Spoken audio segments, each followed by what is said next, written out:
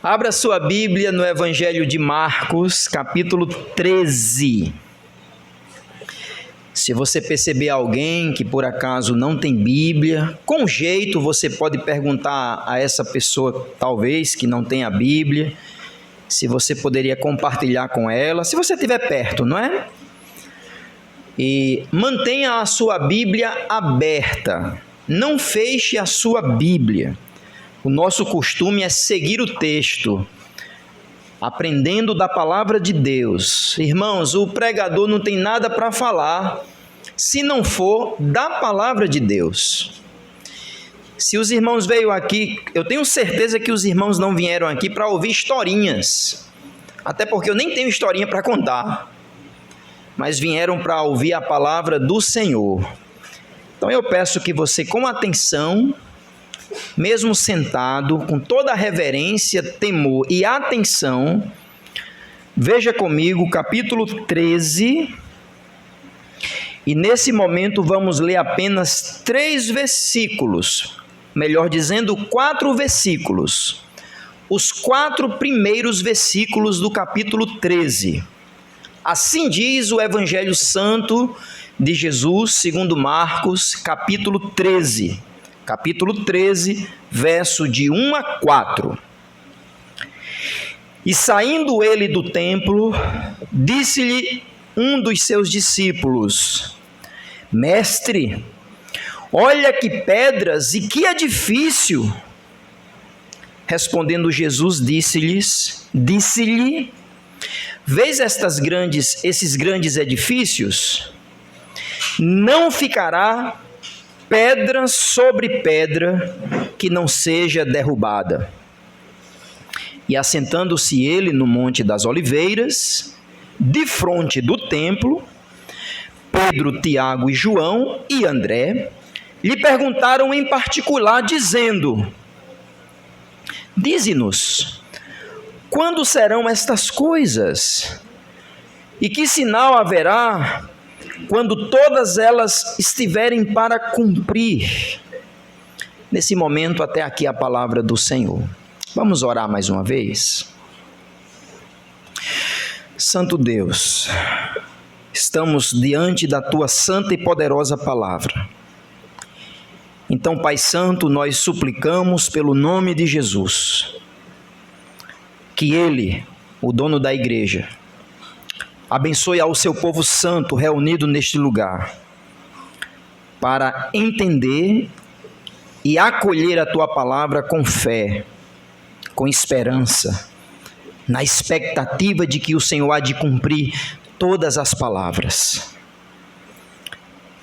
E se há alguém em nosso meio hoje, neste recinto, que ainda não tem Cristo como Salvador, que ele possa ouvir a voz do Senhor como cantamos e se entregar a Jesus. E a Tua igreja nós pedimos, ó Pai, vem edificar o Teu povo, trazendo consolo, alento, trazendo bom ânimo, refrigério, trazendo repreensão, exortação, plena certeza de fé e confiança nas palavras que aqui vão ser proferidas. Tenha misericórdia de mim, Senhor Deus. Não deixe com que os meus irmãos acolham no seu coração palavras minhas, mas palavras que venham apenas do Senhor. Opera a salvação nesta noite. Edifica a Tua igreja, pois é assim que nós oramos, ó Pai. Na total dependência, na confiança e em fé, no nome de Jesus. Amém. Nesta noite, irmãos, nós, retomando a nossa série de mensagens no livro de Marcos, nós chegamos agora a um ponto crucial para o ministério de Jesus. Vocês devem lembrar que Jesus está na sua última semana, onde ele entra em Jerusalém, onde ele purifica o templo, onde ele tem embates tensos com a liderança religiosa no templo. E agora, no capítulo 13 de Marcos, está registrada a última vez que Jesus está saindo do templo. E agora Jesus vai sair do templo para nunca mais voltar. Isso aqui é muito importante, porque aqui está se movendo as profecias bíblicas acerca do Filho de Deus, conforme Ezequiel, conforme Zacarias, que ele faria o dia da visitação, e assim depois ele sairia do templo e profetizaria a destruição do coração de Jerusalém, que seria o templo de adoração ao Senhor. Por que isso? Porque Jesus, quando foi visitar o templo, ele não viu verdadeira adoração. Na realidade, ele chamou aqueles que estavam na liderança do templo de hipócritas, e que eles, na realidade, fizeram do templo um covil de salteadores. Por isso que eles, indignados, diziam: ora, com que autoridade o Senhor fala isso? E Jesus então foi incisivo, ele foi muito direto nas suas palavras, dizendo que se Jerusalém não se arrependesse, eles viriam à destruição. Isso está em Lucas, na realidade, mas aqui é este contexto. E conforme diz o capítulo 13, do verso 1, Jesus está saindo do templo. E eu quero que você frise bem esta frase, esta primeira frase da nossa meditação hoje. Jesus saindo do templo. E a saída do templo de Jesus vai então disparar, depois de uma pergunta dos discípulos, o seu sermão profético. Capítulo 13, irmãos, é o sermão profético de Jesus, onde ele vai falar sobre um tema chamado o princípio das dores. Depois ele vai falar sobre o tema o sinal do desolador. E finalmente ele vai falar sobre a vinda do Filho do Homem em poder e glória. O capítulo 13 de Marcos é o capítulo mais longo de um discurso de Jesus no Evangelho de Marcos. Tanto é, irmãos, que nesse mesmo discurso de Jesus, registrado em Mateus registrou 2 capítulos, o capítulo 24 e o capítulo 25. Lucas também escreve mais do que Marcos, menos do que Mateus. Mas os 3 evangelistas falam acerca deste sermão profético de Jesus. E esse sermão profético, irmãos, tem como objetivo, atenção, exortar os seus discípulos à vigilância. E não somente a vigilância, mas a fidelidade, pela qual é requerido dos servos do Senhor. Então, nesta noite, eu quero dar início a esse discurso. Eu acredito que não passaremos do versículo 4 hoje, porque a destruição do templo é muito importante para o desenvolvimento dos sinais que Jesus há de mostrar no seu sermão, quando haveria de se suceder estas coisas: a consumação do século e a volta do Filho do Homem. Então eu quero que nesta noite você se atente a este aspecto profético que já aconteceu, e eu vou dar aqui algumas informações acerca deste acontecimento que cabalmente se cumpriu após a mensagem de Jesus para os seus discípulos. Então hoje eu queria que você pensasse no seguinte: o que é que adianta uma estrutura? O que é que adianta um sistema religioso? O que é que adianta atividades religiosas se realmente não houver a verdadeira adoração? Então Jesus, proferindo o seu sermão, ele vai dizer: que aquele templo, que é o coração da adoração dos judeus, não ficará pedra sobre pedra.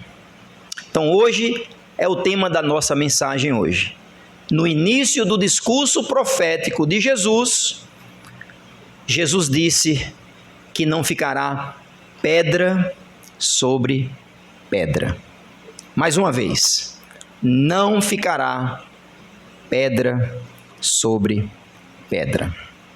Veja comigo, irmãos, o que disparou ou o que motivou Jesus a começar o seu sermão profético. Veja comigo o versículo 1 e versículo 2 do capítulo 13.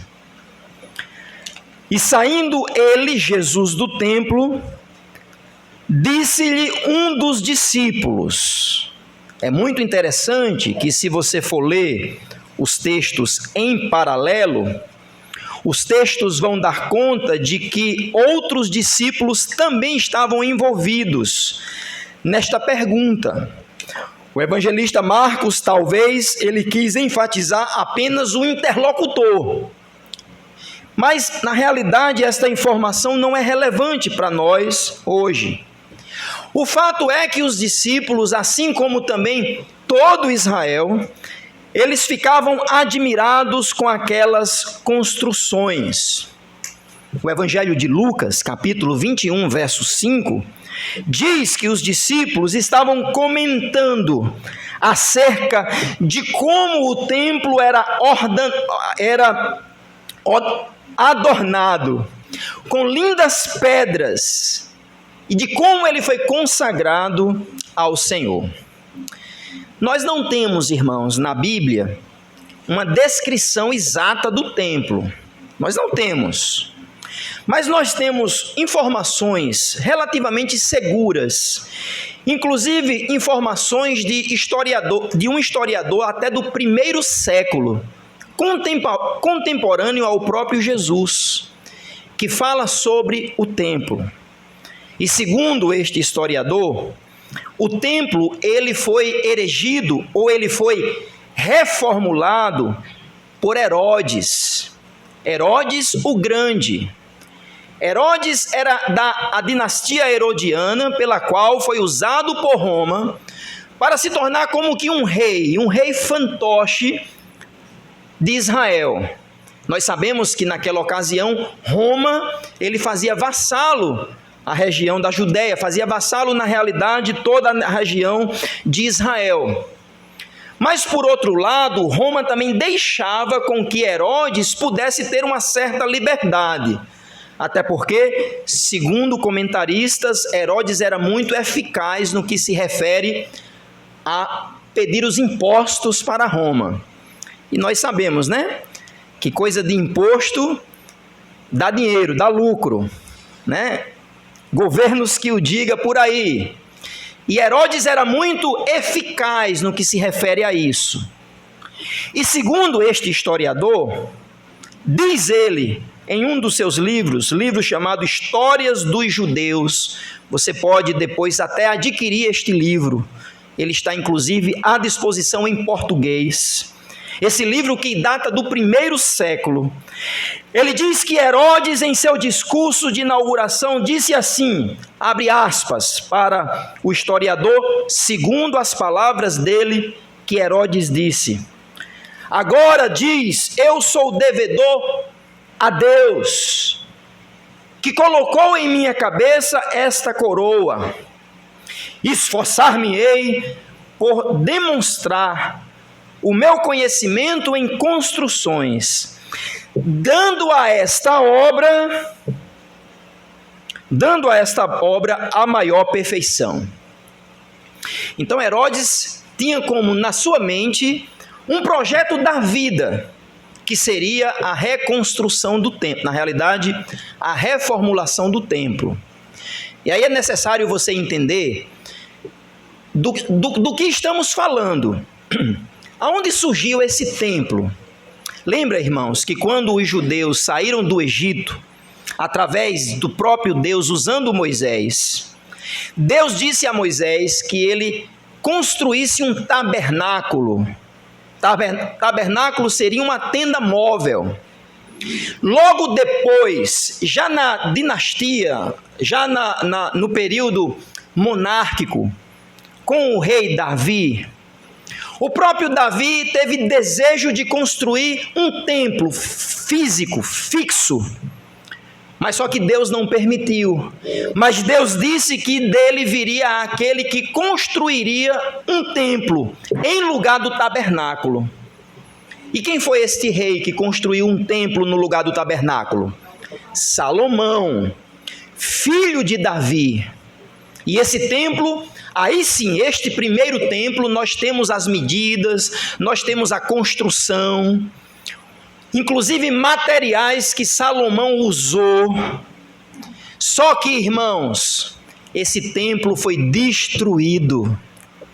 Esse templo foi destruído pelos caldeus em uma incursão militar, desde o ano 605 a 586, aonde o Império Babilônico, capitaneado por Nabucodonosor, cercou Jerusalém, entrou em Jerusalém, destruiu a cidade, queimou o templo, saqueou o templo e fez os judeus escravos na Babilônia.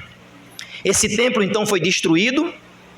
Estava escrito, porque Deus tinha dito por meio dos profetas que Deus haveria de disciplinar os judeus por causa da idolatria.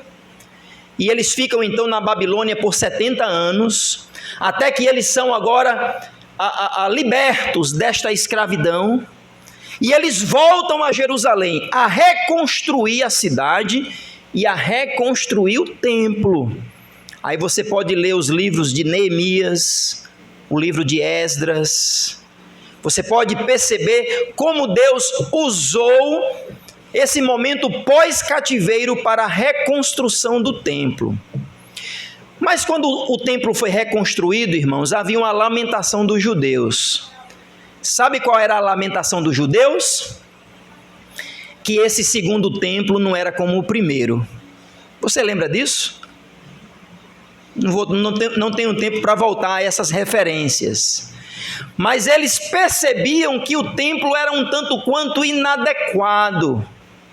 Mas era o que tinha para aquela ocasião. Até que passou mais de 400 anos.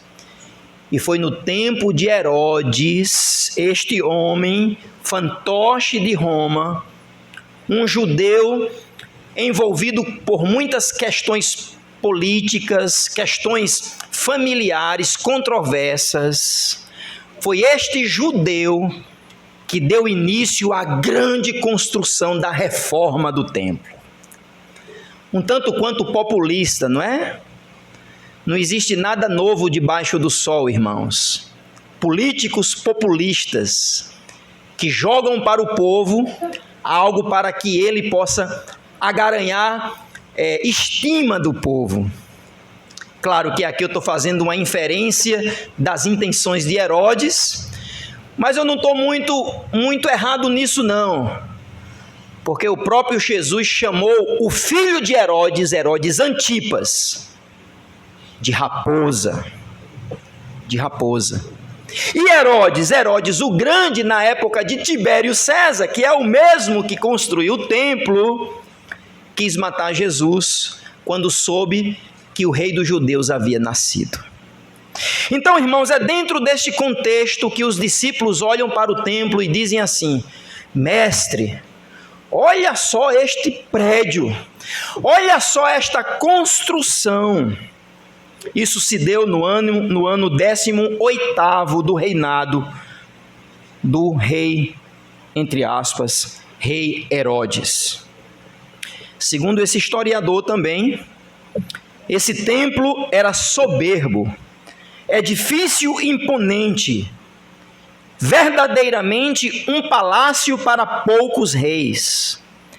Tapeçarias diversas, cores diversas, ouro e muitas outras coisas.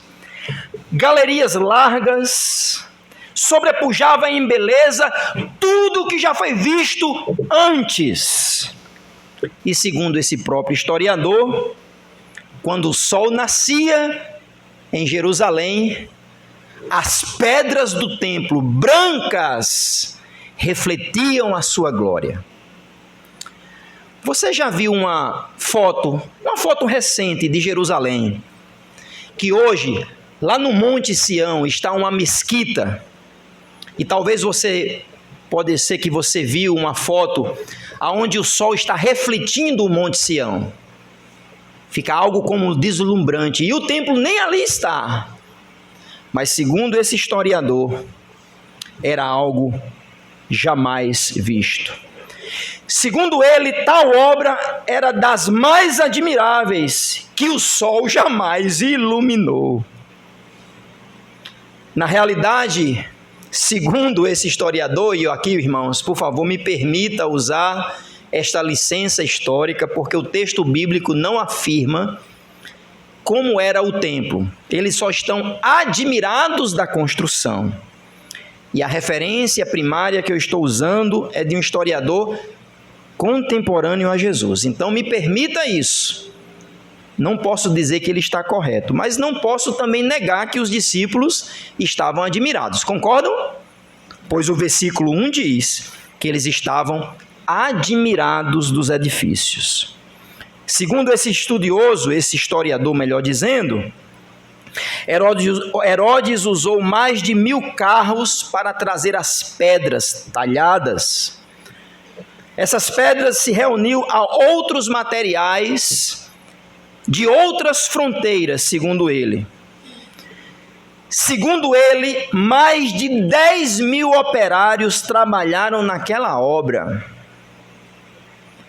Construindo sobretudo os alicerces e o encaixe das pedras. Perceba, irmãos, esta construção tinha 12 metros de altura de frente. Podemos talvez dizer que era o pé direito dela, não é assim que diz, né? 12 metros de altura. E assim seguia a metragem, 12 por 12 e 3 de largura. Veja comigo mais uma vez o versículo 1. Marcos capítulo 13, versículo 1. Saindo ele do templo, se o templo está descrito de fato, é de fato como esse historiador descreveu, algo assim exuberante para a época, disse-lhe um dos discípulos: Mestre, olha que pedras e que edifícios. Talvez os discípulos de Jesus esperavam um elogio de Jesus. É verdade. Não podemos negar que esse edifício é maravilhoso. Mas aqui, irmãos, por causa desta palavra dos discípulos, veio a primeira palavra profética de Jesus. Veja comigo o versículo 2. Respondendo Jesus, disse-lhes: Vês estes grandes edifícios? Você está vendo estas grandes construções? Não ficará aqui pedra sobre pedra que não seja derrubada. Agora, irmãos, imagine na sua cabeça, você sendo um judeu naquela época, você tendo no templo o local, o centro da adoração do Deus vivo, aonde esta construção ela é suntuosa, algo jamais visto no Antigo Oriente, aonde os judeus se vangloriavam dessas construções feitas por Herodes com o aval de Roma. E Jesus, o mestre, o Senhor, o rabino perfeito, o profeta perfeito, ele olha para aqueles discípulos e ele diz assim: vocês estão vendo isso aqui? Não ficará pedra sobre pedra. Estaria Jesus chateado com o engenheiro da época? Estaria Jesus chateado com o arquiteto da época? Com o pedreiro da época? com os operários da época? Claro que não, irmãos. Mas a leitura do versículo 2 deve ser lida dentro do contexto. E o contexto é que Jesus viu o templo, viu o coração das pessoas que estavam no templo, e aquelas pessoas não adoravam ao Deus verdadeiro. E de forma profética, irmãos, Jesus está dizendo que após ele sair, a glória de Deus definitivamente também saiu. E esta obra que foi dos homens, que deveria ser consagrada ao Senhor, não ficará pedra sobre pedra. Antes de vermos, irmãos, o fato pelo qual o templo cai, assim como Jerusalém, eu queria fazer algumas aplicações aqui. E a primeira aplicação que eu quero fazer é justamente essa. Essa aplicação que eu já tenho feito ao longo dessas pregações no capítulo 11 e 12, que Jesus não está interessado a priori na estética. Não, olha, escuta, eu não estou dizendo que não é importante a estética. Tem lugar para isso, ok? Antes que você me julgue mal, há espaço para nos preocuparmos na maneira como nós nos vestimos, a maneira como nós falamos. Isso é bíblico, ok? Mas a priori Jesus não está interessado nisso. Porque eu posso enganar você por uma maneira como eu falo, uma maneira como eu me visto. Mas você não conhece o meu coração. E aqui, irmãos, aqui é a prova definitiva, cabal, unulante. É a prova de que Jesus está dizendo o que ele já vem dizendo desde o capítulo 11. Vocês vivem de aparência. Vocês me honram com os lábios, mas o coração de vocês está longe de mim. Vocês são como esta figueira estéril que só tem folhas, mas não está dando fruto. E agora Jesus, em particular, disse aos seus discípulos que não ficaria pedra sobre pedra. Os discípulos ficaram confusos. E nós sabemos, à luz da história, mais uma vez lá vem a história, porque a Bíblia não menciona a destruição do templo e a invasão dos romanos em Jerusalém. Mas, irmãos, segundo a história e de forma muito bem catalogada e difundida, Jerusalém foi cercada pelos romanos no ano 66. Através de um imperador chamado Vespasiano.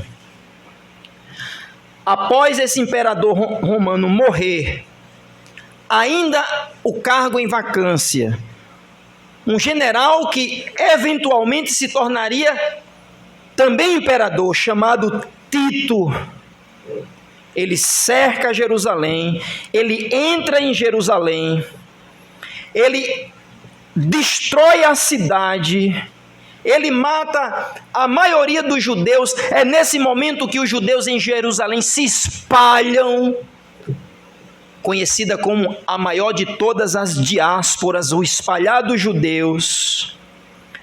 E agora escute, o imperador, na ocasião general Tito, ele manda destruir, escute, segundo o historiador, até os alicerces do prédio do templo, apenas deixando o lado ocidental pelo qual ele haveria de erigir um memorial para Mariana e para Hípicos, tanto um deus pagão dos romanos, como também a sua suposta esposa.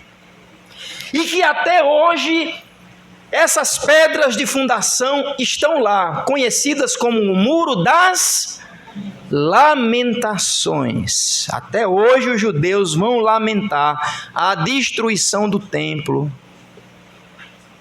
E nesta ocasião, segundo o historiador, o próprio Tito falou acerca da suntuosidade, da grandiosidade desses edifícios do templo. O fato, irmãos, é que não ficou pedra sobre pedra. Segundo a história, exatamente no dia 10 de agosto do ano 70, o templo foi totalmente destruído. Segundo a história, 10 de agosto do ano 70. O que é que podemos extrair a priori desta informação bíblica? É que as palavras de Jesus sempre se cumprirão. Os discípulos ficaram muito confusos, porque para eles o templo era um orgulho. E Jesus disse: sabe o seu orgulho? Não ficará pedra sobre pedra. Nesta ocasião, irmãos, nós podemos dizer que Jesus é o Messias que tem autoridade profética. Assim como Deus deu aos profetas autoridade na sua palavra, para que o que eles proferissem de fato se cumpria. Jesus, como sendo o perfeito profeta, ele estava então proferindo palavras de maldição ao templo. E nesta ocasião, Jerusalém seria pisada pelos gentios. O texto de Marcos não aborda isso.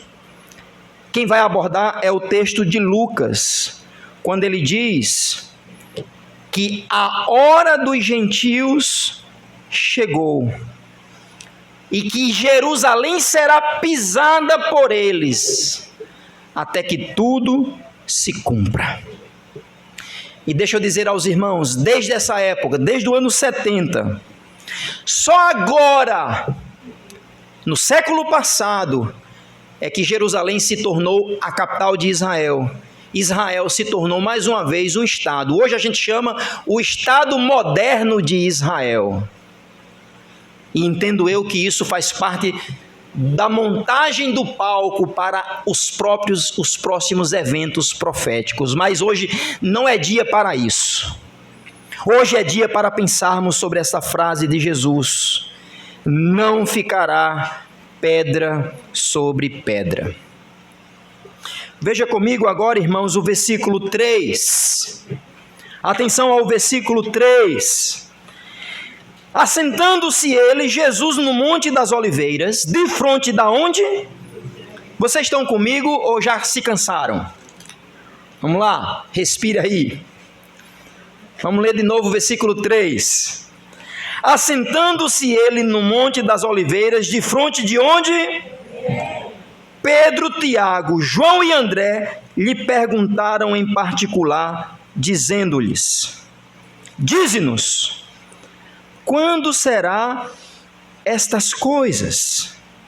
E que sinal haverá quando todas elas estiverem para se cumprir? Eles estão alarmados. Meu Deus, o templo vai ser destruído. Será que é uma parábola do nosso mestre? Ou ele está falando que de fato vai acontecer? Então eles saem do templo, eles passam o Vale do Cedron, eles percorrem cerca de 3 quilômetros e eles voltam ao Horto das Oliveiras, local próximo de Betânia, aonde Jesus vai fazer o seu trânsito até a cruz. Monte das Oliveiras, casa de Lázaro, ele não mais volta para o templo, e é ali no Monte das Oliveiras que ele será preso. E estando ele ali, assentado de frente para o templo. Há quem diga, quem já visitou Israel, que tem um local no Monte das Oliveiras, que você tem toda a visão do Monte Sião. Inclusive, dizem que é lá que tiram as fotos. Hoje é onde é a mesquita de Omar. A mesquita, uma das mais importantes para os muçulmanos. Então, talvez Jesus estava com esta visão. Certamente o texto diz que ele estava de frente para o templo. Cerca de 3 quilômetros. no meio estava o vale do Cedron, e é nessa hora, irmãos, que os discípulos perguntam a Jesus.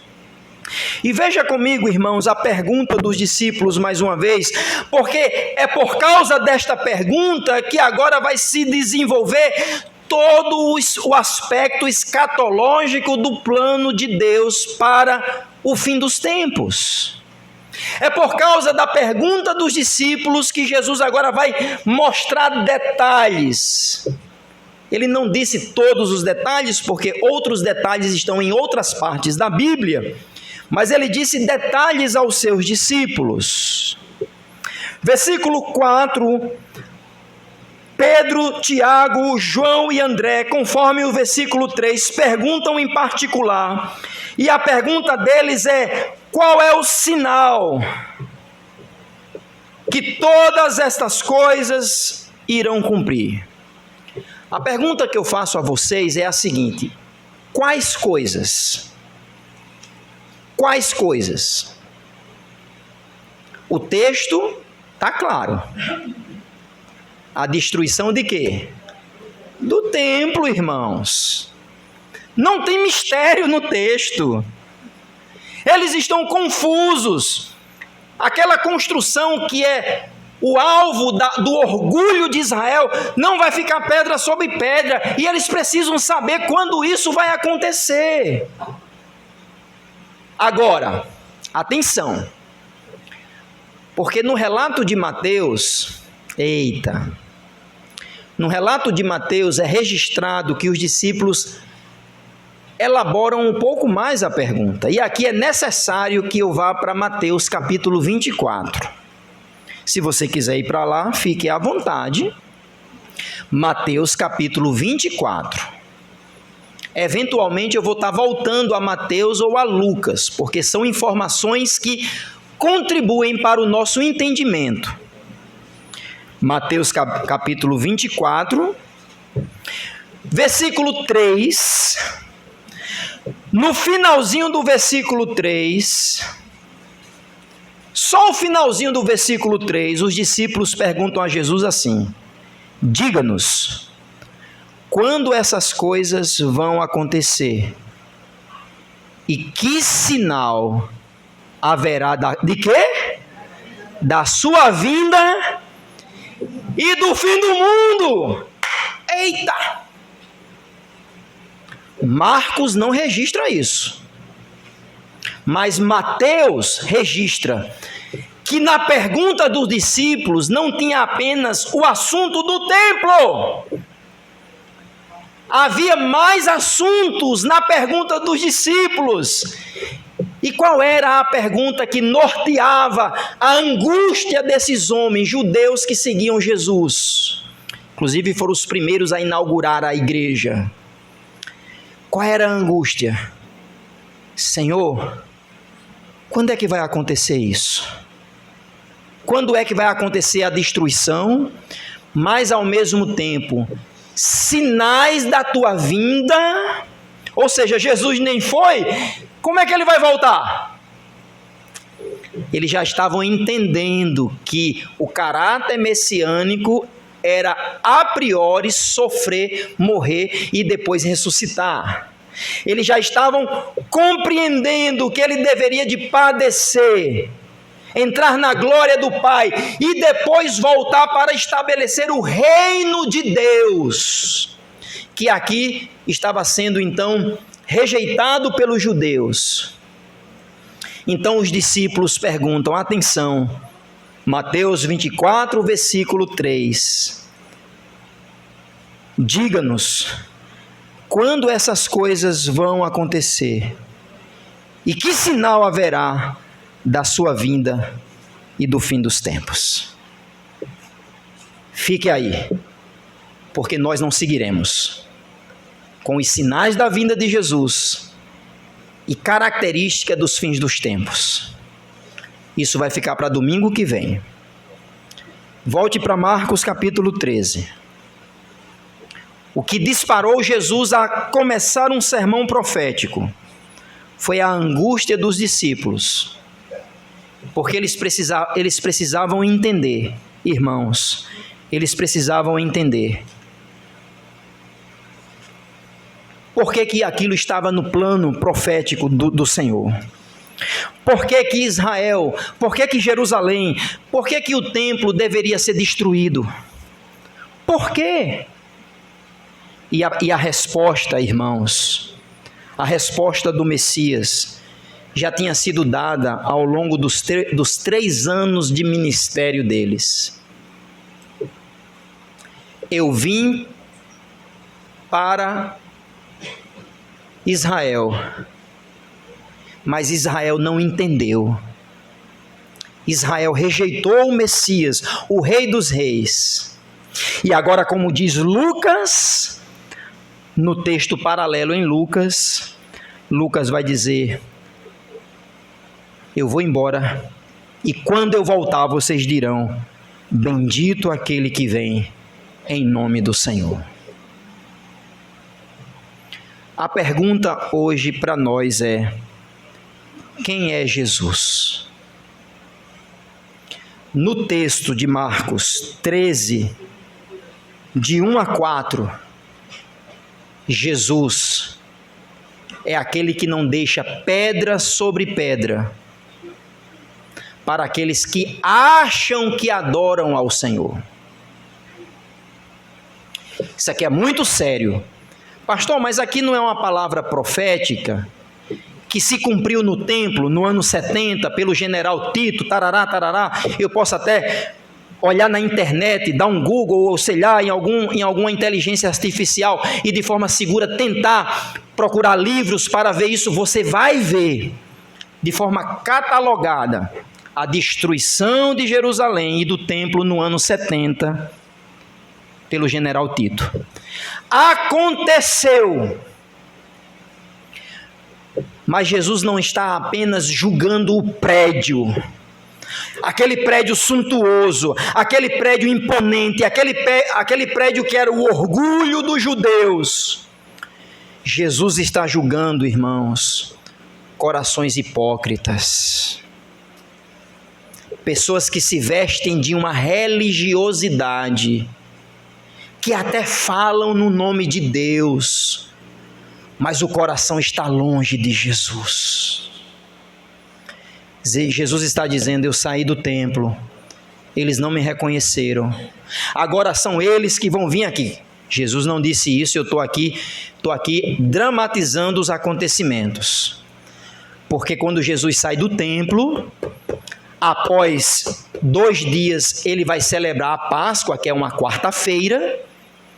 Ele vai celebrar a Páscoa, e quando ele sai daquele momento da Páscoa, na quinta à noite, o que é que acontece?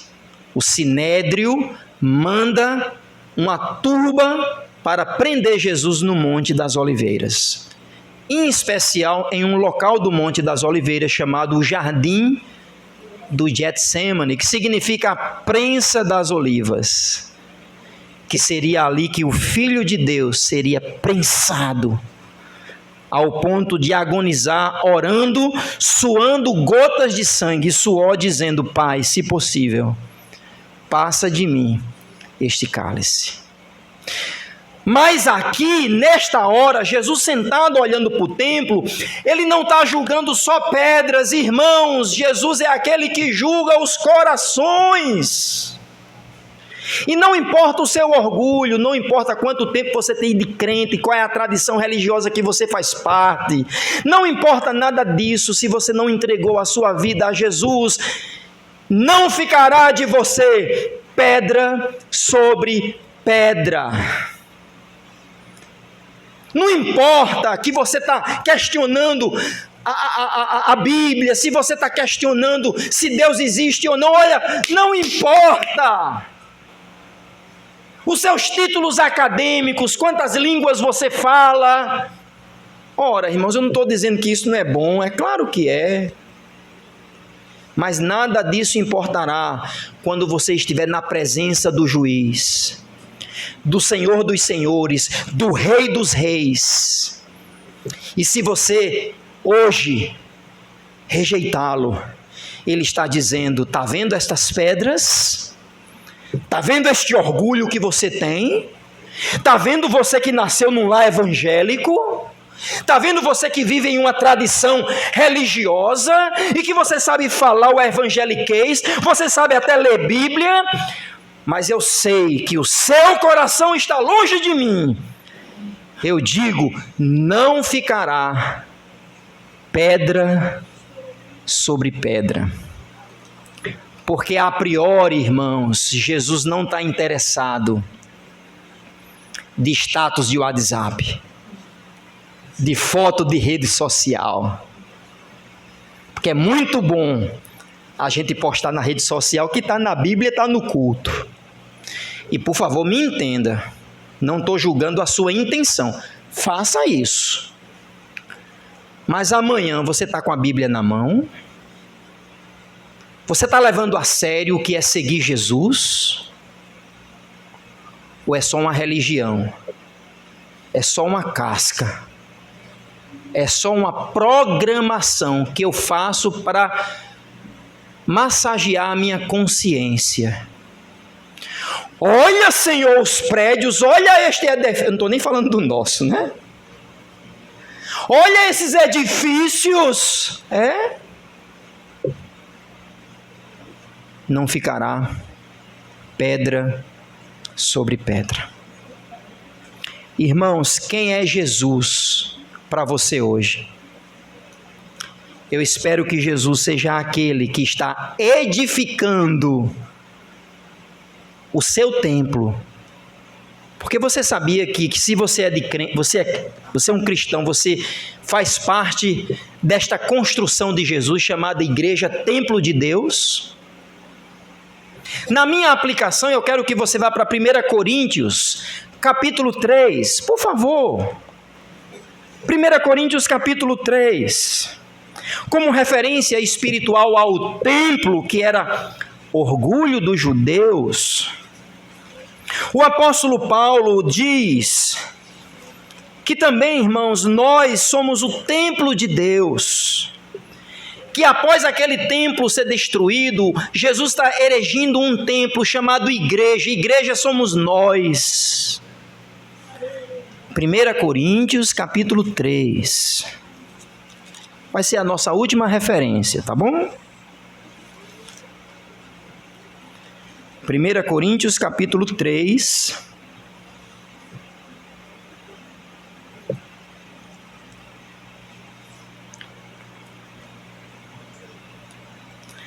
Leia comigo a partir do versículo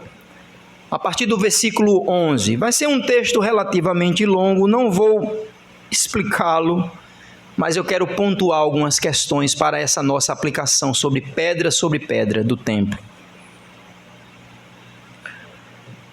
A partir do versículo 11, capítulo 3, porque ninguém pode pôr outro fundamento além do que já está posto, o qual é Jesus Cristo.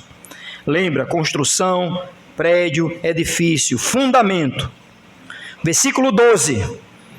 E se alguém sobre este fundamento formar um edifício de ouro, prata, pedras preciosas, madeira, feno, palha, a obra de cada um se manifestará. Na verdade, o dia o declarará, porque pelo fogo será descoberta, e o fogo provará qual seja a obra de cada um. Verso 14. Se a obra que alguém edificou nessa parte permanecer, esse receberá recompensa, galardão. Se a obra de alguém se queimar, sofrerá dano, sofrerá prejuízo, sofrerá detrimento, mas o tal será salvo, todavia como que pelo fogo. Atenção ao verso 16. Não sabeis vós que sois o que, irmãos? Versículo 16. Não sabeis vós que sois o que? Santuário, templo de Deus e morada do Espírito Santo. Versículo 17, se alguém destruir o templo de Deus, Deus o destruirá, porque o templo de Deus, que sois vós, é santo. Irmãos, não sou eu que estou dizendo. Na nossa aplicação do sermão profético de Jesus sobre a destruição literal do templo em Jerusalém, Jesus está dizendo que o plano escatológico de Deus iniciou-se. O primeiro sinal foi a destruição em Jerusalém. E que não ficou de fato pedra sobre pedra, mas buscando sobre a autoridade de Jesus, que ele não tem compromisso com obras, com status, com ostentação de religião. O apóstolo Paulo está dizendo: vejam como vocês edificam.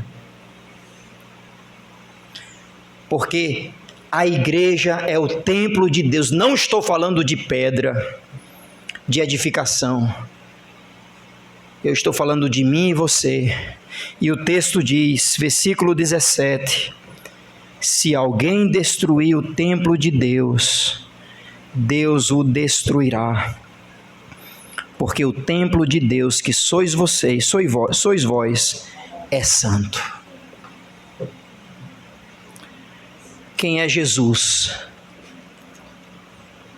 Jesus é aquele que, a priori, não se importa com a aparência. A priori. Não estou dizendo que não há espaço para isso.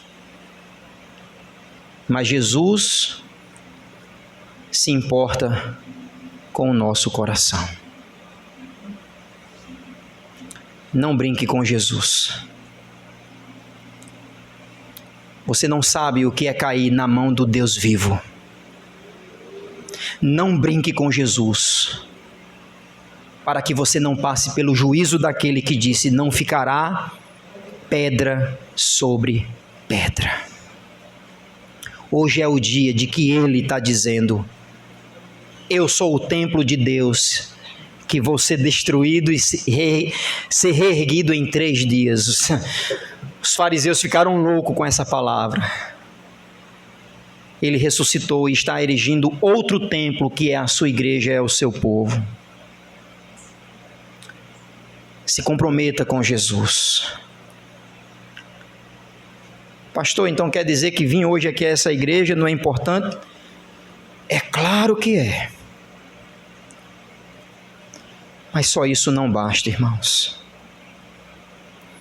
A sequência do plano profético de Jesus, em Marcos 13, Jesus vai falar sobre a vigilância dos discípulos.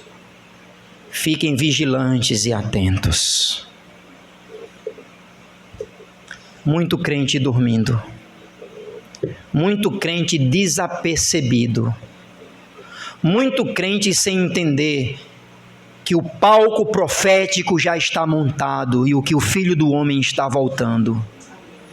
Mas estão vivendo como comendo e bebendo, e amanhã morreremos. Quem é Jesus? É aquele que quer o seu coração. E que se você não der o seu coração, eu lamento dizer, mas não ficará pedra sobre pedra. Que nesta noite você entregue a sua vida a Jesus. E se você já é um crente em Jesus, que você leve Jesus a sério, entregando o seu coração por inteiro. Amém. Vamos orar.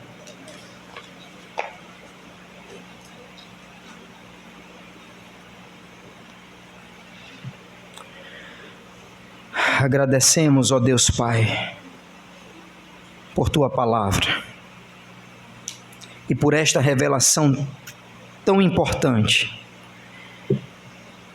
que é o ensino profético de Jesus.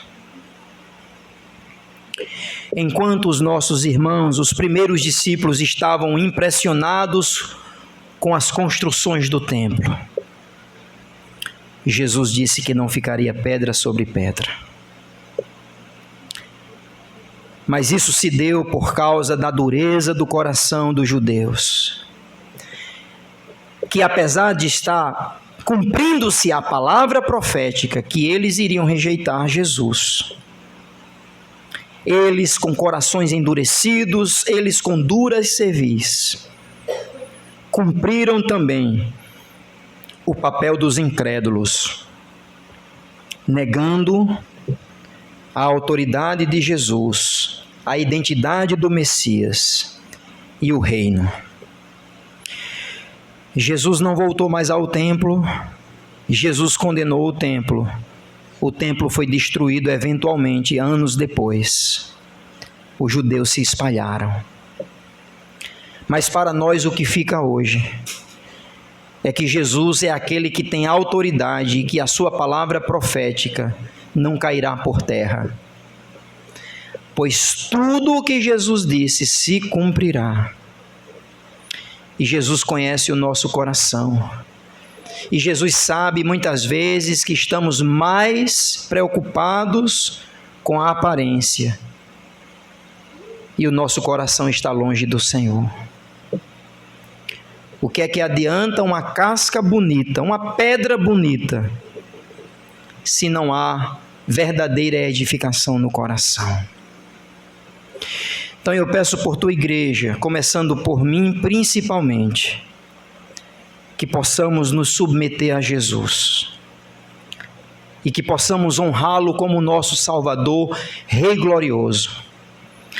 Porque ele não tem compromisso com denominação, ele não tem compromisso com pedras, não tem compromisso com edificações e prédios. Essas coisas têm o seu valor. Mas o que Jesus quer é o nosso coração. Senhor Jesus, nos ajude. Nos ajude a não nos deslumbrar com prédios e edifícios, roupas e ostentação de religião. E que possamos nos submeter à tua autoridade em amor. E aqueles que ainda não têm Jesus, aqueles que ainda estão rejeitando Jesus, eu peço, Pai, que eles olhem para Jesus. Aquele que disse que não ficaria pedra sobre pedra, é o mesmo que, dias depois desse texto, foi para a cruz. Morreu por causa dos nossos pecados em poder e glória, ressuscitou ao terceiro dia. E agora está edificando a sua igreja pelo poder da ressurreição. Então que nesta noite, se há alguém que não tem Cristo como Salvador, que seja o dia da sua salvação. A oração que eu faço, Pai Santo, tem esses dois aspectos. Para a tua igreja, compromisso e não ostentação. Para aqueles que não são do teu povo, arrependimento e fé, para se entregar a Jesus, para que haja salvação. É assim que eu oro junto com os meus irmãos. Tenha misericórdia de nós, em nome de Jesus. Amém e amém.